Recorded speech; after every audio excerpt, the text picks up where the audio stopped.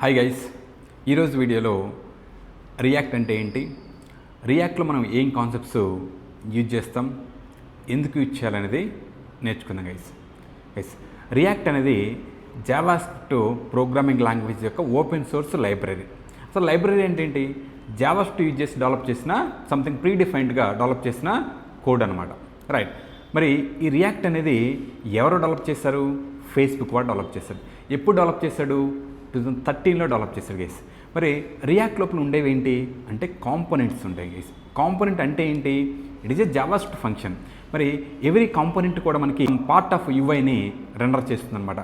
Right. మరి components అనేవి reusable అనమాట. కాంపోనెంట్స్ మనకి రీయూజ్ చేసుకుంటే every time dynamic data render చేయొచ్చు.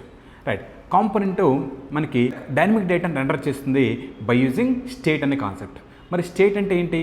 Simple guys, data like how to store, how to consume, how to update, దాన్ని state అంటాం. అంటే స్టేట్ అనే కాన్సెప్ట్ కాంపోనెంట్లో డేటాని దాని ఓన్ డేటా మెయింటైన్ చేయడానికి స్టేట్ అనే కాన్సెప్ట్ యూజ్ చేసుకోవచ్చు. రైట్. నెక్స్ట్ గైస్, మనకి ఇంటర్నల్గా రియాక్ట్ వాళ్ళు ఏం చేస్తారంటే వర్చువల్ డమ్ అనే దాన్ని ఒక చేస్తున్నారు. రైట్. వర్చువల్ డమ్ అంటే ఏంటి? సంథింగ్ మనకి అంతకుముందు వెబ్ పేజ్లో ఏమైతే ప్రింట్ అయిందో ఇప్పుడు న్యూ డేటా వెళ్తే అప్పుడు కంపేర్ చేసి లైక్ ఓల్డ్ డేటా మనకి వచ్చే న్యూ డేటా ఈ రెండు థింగ్స్ కంపేర్ చేసి ఓన్లీ అప్డేటెడ్ డేటాను మాత్రమే ప్రింట్ చేస్తుంది అనమాట. ఓకే. అంటే దీనివల్ల పర్ఫార్మెన్స్ అనేది ఇంటర్నల్గా ఇంప్రూవ్ అవుతుంది. రైట్. నెక్స్ట్ గైస్, రియాక్ట్లో డేటా ఫ్లో అనేది ఎలా ఉంటుందంటే యూని డైరెక్షనల్ ఉంటుంది. అంటే ఇక్కడ టాప్ టు బాటమ్ మాత్రమే డేటా అనేది ఫ్లో ఉంటుంది అనమాట. అంటే బిట్వీన్ కాంపోనెంట్స్, ఒక కాంపోనెంట్ ఇంకొక కాంపోనెంట్ డేటా అనేది ప్రాప్స్ వేలో సెండ్ చేస్తాం. ఓకే. రియాక్ట్ అనేది ఓన్లీ వన్ థింగ్ మాత్రమే చేస్తుంది. ఆ వన్ థింగ్ ఏంటంటే రెండరింగ్ ప్రాసెస్ అనేది చాలా ఫాస్ట్గా చేస్తుంది. ఇంకా ఏమీ తెలియదు అనమాట దీనికి. మరి దీన్ని ఇంటిగ్రేట్ చేసుకునే ఫెసిలిటీ మాత్రం వేరే లైబ్రరీస్ తోటి ఇంటిగ్రేట్ చేసుకునే ఫెసిలిటీ అయితే ఇచ్చాడు. Okay. Right. Next guys, single page applications develop చేయొచ్చు బై యూజింగ్ రియాక్ట్ అవుట్ డమ్. మరి సింగిల్ పేజ్ అప్లికేషన్ అంటే ఏంటి? మనం నావిగేట్ అవుతున్నామో లైక్ ఒక పేజ్ నుంచి ఇంకొక పేజ్కి ఎప్పుడైతే నావిగేట్ అవుతున్నామో మనకి ఎంటైర్ వెబ్ పేజ్ లోడ్ అవ్వకుండా ఆ పార్ట్ ఆఫ్ సబ్ పేజ్ అనేది లోడ్ అవుతుంది. దానివల్ల పర్ఫార్మెన్స్ అనేది ఇంప్రూవ్ అవుతుంది. Okay. It is a declarative library. Declarative library అంటే ఏంటి? దానికి ఏం కావాలో చెప్పు, నీకు అవుట్పుట్ అది ఆటోమేటిక్ ఇంటర్నల్గా చేస్తుంది. నువ్వు ఎలా చేయాలో నువ్వు చెప్పాల్సిన పని లేదు. ఓకే. రియాక్ట్లో డూప్లికేట్ లాజిక్ అనేది మోర్ దెన్ వన్ కాంపోనెంట్లో ఉంటే దానివల్ల పర్ఫార్మెన్స్ అనేది ఎఫెక్ట్ అవుతుంది. దాన్ని రిమూవ్ చేయడానికి కామన్ లాజిక్ అనేది మెయింటైన్ చేయడానికి రైట్ కస్టమ్ హుక్స్ యూజ్ చేస్తాం. అదే క్లాస్ కాంపోనెంట్లో హయ్యర్ ఆర్డర్ కాంపోనెంట్ అనేది యూజ్ చేస్తాం. రైట్. అయితే రియాక్ట్ పీపుల్ గైస్ చాలా ఫాస్ట్గా యూఐని డెవలప్ చేయడానికి, డెవలపర్ టైం అనేది సేవ్ చేయడానికి JSX అనే లాంగ్వేజ్ యూజ్ చేస్తున్నారు. ఈ JSX అనేది బ్రౌజర్కి అర్థం కాదు. ఇంటర్నల్గా మనకి బాబెల్ అనేది కాన్ఫిగర్ అయి ఉంటుంది. ఆ బాబెల్ దీన్ని మళ్ళీ జావాలో కన్వర్ట్ చేస్తుంది అనమాట. అప్పుడు బ్రౌజర్కి అర్థమవుతుంది. ఓకే. లైక్ పర్ఫార్మెన్స్ ఇంప్రూవ్ చేయడానికి వర్చువల్ డమ్ ఉంటుంది. వర్చువల్ డమ్ సమ్వాట్ మనకి పర్ఫార్మెన్సే, బట్ అన్నెసరీగా కూడా మనకి రీరెండర్ చేస్తుంటుంది అనమాట. డేటాని అన్నెసరీగా మళ్ళీ సేమ్ డేటా ప్రింట్ చేసే ఛాన్స్ ఉంటుంది. అలాంటి సినారియోలో యాజ్ ఏ డెవలపర్గా ఇన్వాల్వ్ అయ్యి పర్ఫార్మెన్స్ అనేది ఇంప్రూవ్ చేయాలి రియాక్ట్ డేట్ మేము యూజ్ కాల్ బిక్ అనే టెక్నిక్స్ యూజ్ చేసి. నెక్స్ట్ గైస్, ఒక్కోసారి మనకి డేటా అనేది కండిషన్ బేస్ మీద రెండర్ చేయాల్సి వస్తుంది అనమాట. దానికి కండిషన్ రెండరింగ్ అనేది యూజ్ చేయాలి. దానికి లైక్ మనకి టర్నరీ ఆపరేటర్ యూజ్ చేసి కండిషన్ రెండరింగ్ అనేది చేస్తాం డేటాని. రైట్. నెక్స్ట్ గైస్, మనకి పోర్టల్స్ అనే కాన్సెప్ట్ ఉంది.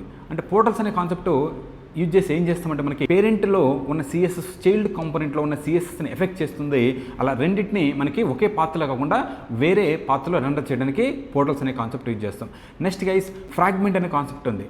మనకి ఫ్రాగ్మెంట్ అనే కాన్సెప్ట్ అన్నెసరీగా ఎలిమెంట్ అనేది డమ్లో మనకి అవ్వకుండా మనకి లైక్ డేటా అనేది రెండర్ చేస్తుంది అనమాట. రైట్. నెక్స్ట్ గైస్, రియాక్ట్లో ఈవెంట్స్ని కూడా హ్యాండిల్ చేయాల్సి వస్తుంది. ఈవెంట్స్ లైక్ క్లిక్ అని, సబ్మిట్ అని అలాంటి ఈవెంట్స్ హ్యాండిల్ చేస్తుంది. ఈవెంట్స్ మనకి ఉన్నాయి కాబట్టి ఆ అప్లికేషన్ తోటి ఎండ్ యూజర్ అనేది ఇంటరాక్ట్ అవ్వగలుగుతున్నాడు. ఓకే. రైట్. నెక్స్ట్ రెప్స్ అనే కాన్సెప్ట్ ఉంది. రెప్స్ అనే కాన్సెప్ట్ అంటే ఏంటి గైస్? సింపుల్గా ఆల్రెడీ క్రియేట్ అయిపోయిన డామ్ ఎలిమెంట్ తోటి నా రియాక్ట్ కాంపోనెంట్ అనేది యాక్సెస్ చేసుకొని దాని మీద సమ్ ఫంక్షనాలిటీ చేయగలదు బై యూజింగ్ రెప్స్. మరి రెప్స్ అనేది మనకి వితౌట్ రీరెండరింగ్ కాంపోనెంట్ మనకి ఆల్రెడీ డామ్ ఎలిమెంట్ తోటి ఇంటరాక్ట్ అవ్వగలదు అనమాట. ఓకే. రైట్. ఇవన్నీ కూడా రియాక్ట్లో సింపుల్గా చెప్పాలంటే గైస్ లైక్ API కాల్ చేస్తే డేటా వస్తుంది. ఆ API కాల్ చేయడానికి మనకి రియాక్ట్లో లైక్ సైడ్ ఎఫెక్ట్స్ అంటాం దానికి API కాల్ పర్ఫామ్ చేయడానికి యూజ్ ఎఫెక్ట్ యూజ్ చేస్తాం. ఇది ఏం చేస్తుందంటే ఆఫ్టర్ ఇనీషియల్ రెండర్ మనకి సైడ్ ఎఫెక్ట్ చేయడానికి యూజ్ చేస్తాం. రైట్. మనకి ఎప్పుడైతే డేటా వచ్చిందో ఆ డేటాని స్టేట్ లోపల స్టోర్ చేయాలి.